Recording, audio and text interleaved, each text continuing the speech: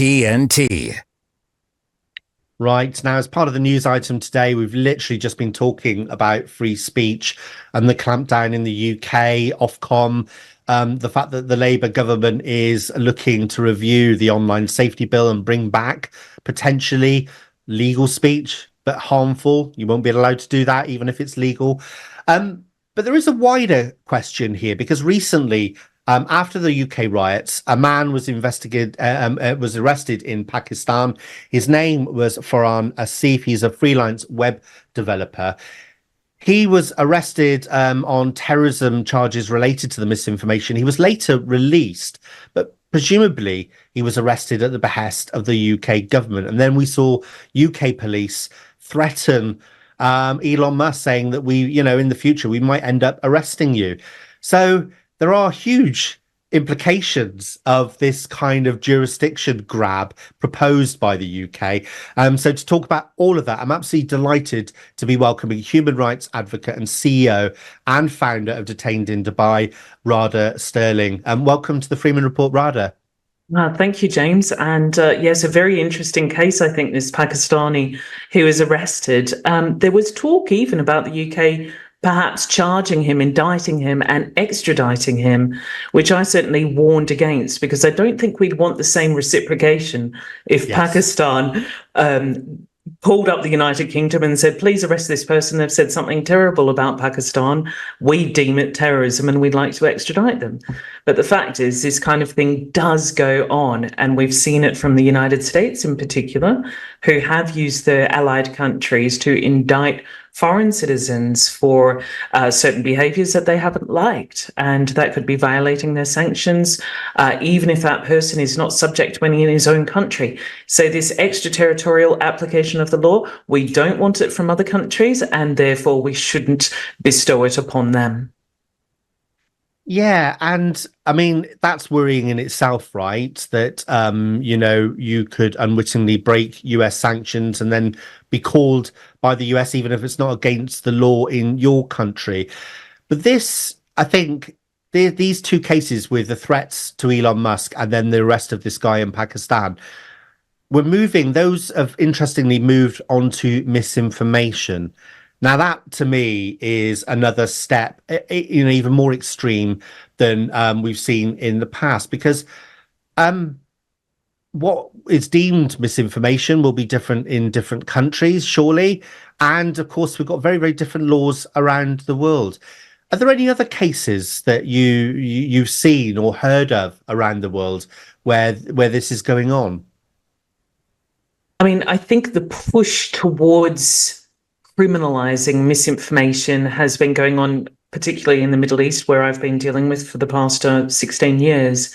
So we see it there, where if you say something that is incorrect and it is defamatory against the government or against an individual, you can be arrested and criminally charged, sentenced to 2 years in prison or more. So we see that even in Dubai, we've had people arrested for posting things on social media. And of course, we've always criticised that from England, from our high horse. And now we're seeing the same sort of practices coming into the United Kingdom.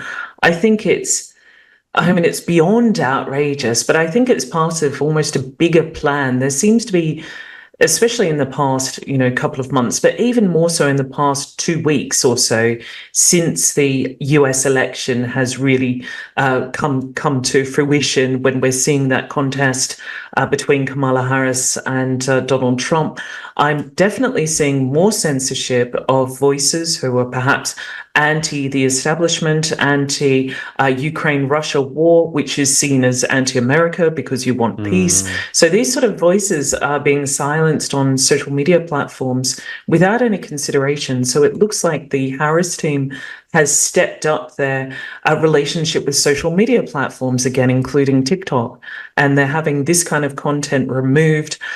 We just saw sanctions coming from the US against Russia today, so RT, and that has affected a lot of people, a lot of, legitimate journalists who for 20 years have been anti-Russia-Ukraine war or anti-industrial war complex, who would say anything like that for the past 20 years. But now suddenly, if they continue to do that, they could be violating sanctions. They've felt the need to come out in public and say, okay, I understand RT is now sanctioned. I assure you I don't work with them in any capacity. I don't take any money from.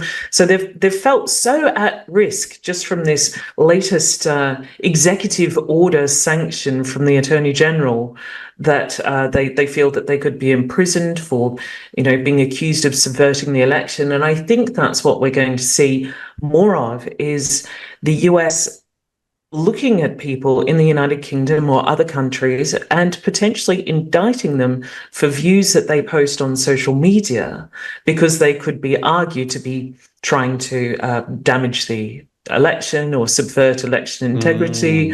And that is such a vague grey area. This is the issue in the United Kingdom. I know you've spoken about the two-tier justice system a lot. And again, I think that just comes down to criminalizing almost anything. Find the person and find the crime, and they're allowing that to happen. It's hugely concerning, but I think even more so that the media is certainly backing up that government narrative, that they are spreading that, what I would call misinformation, and persuading the population that the problem is maybe Elon Musk. I mean, we even had an MP in the UK try to summons him, or wanting to summons him into Parliament to interrogate him. I hope no one's really cheering this on, or if there are, that they're a small percentage of people. I think, demonizing or enemy-izing X in particular is good politically for little MPs within whatever group that they're trying to impress. I don't think with their constituents, that's not really going to win them votes in the long run. So I think that they're really going a step too far. And I believe that it comes down to absolutely wanting Harris in power, and we're sacrificing free speech, or we're losing free speech in that fight that she's taken on with the public. And it's also that industrial war complex. They really do not want the Russia-Ukraine conflict to end. It would be a disaster politically for Harris if it ended right now, or Russia won, or anything like that. So they want to keep that going. I believe Starmer has just committed more funds to Ukraine while cutting off pensioners for winter heating and so on. And we have all of these little distractions, like should we be able to smoke at a pub outside or in the open air? And, these absolutely ridiculous violations of just basic freedoms. Are they trying to make people as miserable as possible? So they're so distracted by these little things that actually have a great impact on their lives that they're not looking at this overall picture of what they're really doing here. And that's killing free speech. Then you see these supermarkets starting to go cashless in the UK as well. I see that as part of the attack on free speech. Free speech is gone. Cashless society, it gives the government every opportunity to completely control the narrative.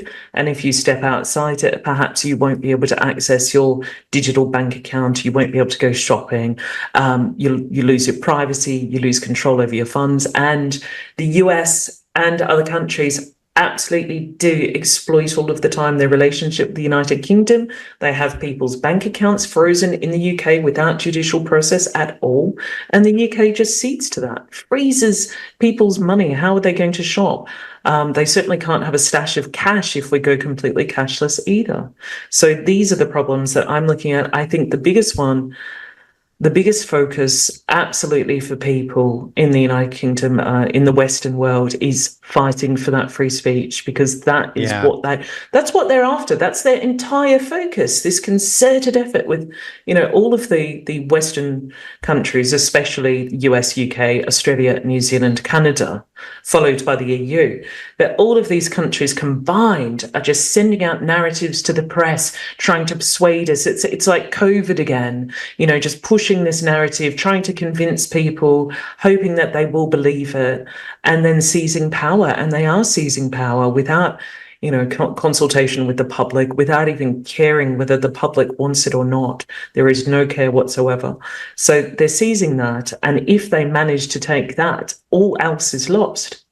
And so that's why I think people should make that their major voting point. Yeah, exactly. I mean, I say all the time on this show here that we're fighting on many fronts for many different freedoms. But listen, if we lose free speech, then it's like turning the lights out.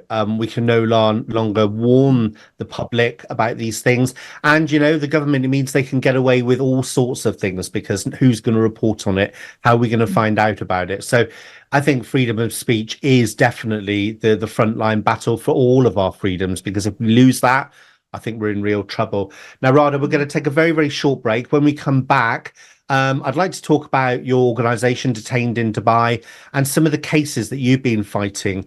I guess in the context, the big sort of picture question I'd like to understand is, and I think I know the answer, or maybe I don't, but are our governments in the West in particular becoming, do you think, more authoritarian in their sort of, not just on free speech, but just in terms of their sort of attitude towards citizens' rights and freedoms in general? I'm sure that you've got an answer to that, so we'll hear that in a second right here on TNT. The conversation continues. How ridiculously complicated they've tried to make this global warming argument. We're today's News Talk, TNT. Right. Now, Radha, you're the founder and CEO of Detained in Dubai. Tell us a little bit about that organisation, the kind of work, because I think I haven't got the statistic in front of me, but I think you've helped, I think it's around 20,000 people since that was set up, which is quite extraordinary. So I'm sure, your experience and your knowledge of what's going on around the world with governments is beyond what many people experience. Tell us a little bit about the organisation and the kind of work that you've been doing. Yeah, so it is more than 20,000. I think I've lost count at this point. Detained in Dubai since 2008. So we deal with all sorts of cases. Even last week, we had a British couple who, I think the boy was maybe 18, the girl was 17, and they engaged in sexual relations. I think one of the girl's parents reported it to the police. And of course, that's legal in the United Kingdom, but certainly not in the UAE.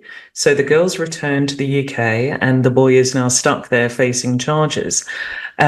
So that's just one, and that's just in the past couple of weeks. But we also deal with a lot of tourist cases, a lot of influencers. They might be charged with, consuming alcohol or being rude to someone, or it could be anything. And a lot of the time, not all of the time, but a lot of the time, they're innocent of the allegations against them, and the person making the allegations is simply doing it to extort money out of them.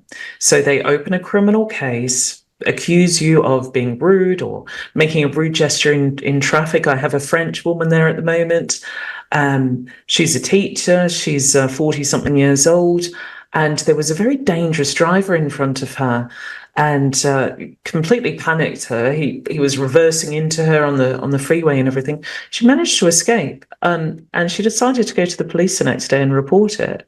And he'd already launched a preemptive report against her, saying that she had made a rude gesture at him, which simply wasn't true. But the idea behind that is they target people in traffic, make an allegation, and then ask for money to close the case. So there's many different ways that the law can be abused over there.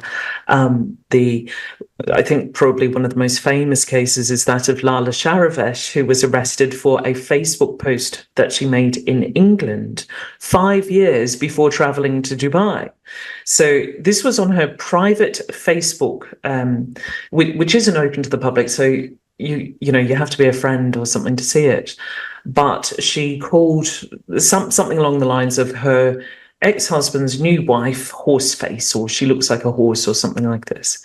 And when she arrived in Dubai for his funeral, she was arrested at the airport and charged under the cybercrime laws. And I found this fascinating because, who would think that a Facebook or a social media post that they'd made outside of the country in a different jurisdiction 5 years before even visiting that country, that they could be held and charged and facing 2 years in prison for that?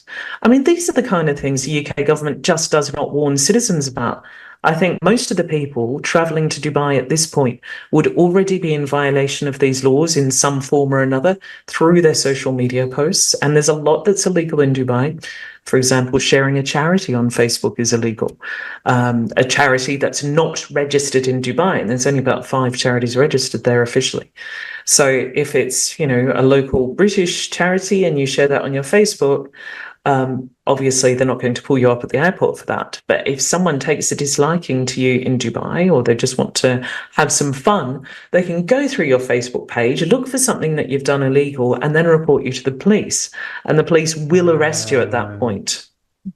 This is astonishing because there'll be lots of people watching this now. Dubai is always rolled out. Well, it has been frequently rolled out to use as a comparison to London, for example. The fact that I've seen videos, people with their expensive watch, and they'll put it down on the top and they'll say, right, let's go for lunch. It's a public place. We'll come back and I bet you that watch will still be there in an hour. And hey, presto, it is. It's kind of billed as a really safe, clean, nice place. That's quite astonishing, some of the stories you're telling it. How widespread is it? It's very common. We get hundreds and hundreds of calls every week with these sorts of issues. We've had some boys from Ohio recently who were lured onto a yacht, given a drink that had drugs in it, to knock them out and basically rob them. And now they're facing, again, years in prison for being drunk in public at an unlicensed venue. So, people, foreigners are targeted all the time. We had, you might be able to leave your watch on a table and it will still be there when you get back. But then we have cases like Selena Waterman-Smith, who was abducted out front of a hotel by 3 men taken to the desert and gang raped. These are the kind of crime statistics that Dubai hides. They don't want to share it. If you look at their official records, it's completely safe. In fact, I think it's the safest place in the world. But time and time again, teenagers are being targeted. People are being wrongfully accused of crimes they haven't committed. And there are gang rapes and there are all sorts of, serious violent issues there. And Radha, we are running out. We've only got about a minute left. There'll be people watching this, I'm sure, that maybe at some point are thinking of going to Dubai. What would you advise them if they're absolutely insistent that they want to go? What would be your advice to them in terms of checking out and just making sure that while they're there, they remain safe? It's really quite impossible to advise people how to remain safe when most of the issues that we deal with are things that haven't been preventable. For example, a police officer approaching them without identifying himself as a police officer, which can end in an altercation. But I suppose the best thing you can do is have a more family-focused holiday than a sort of Las Vegas, Bangkok-style holiday. Yeah, I think that sounds like very, very good advice. And check your social media. Yes. Maybe hide it for a couple of weeks. Yes. Radha, thank you so much for coming on the Freeman Report. Please, you must come back again. There's lots of topics I know we can talk about. So thank you so much for coming on the show today. Thank you, James. Good to see you again. Yeah, good to see you.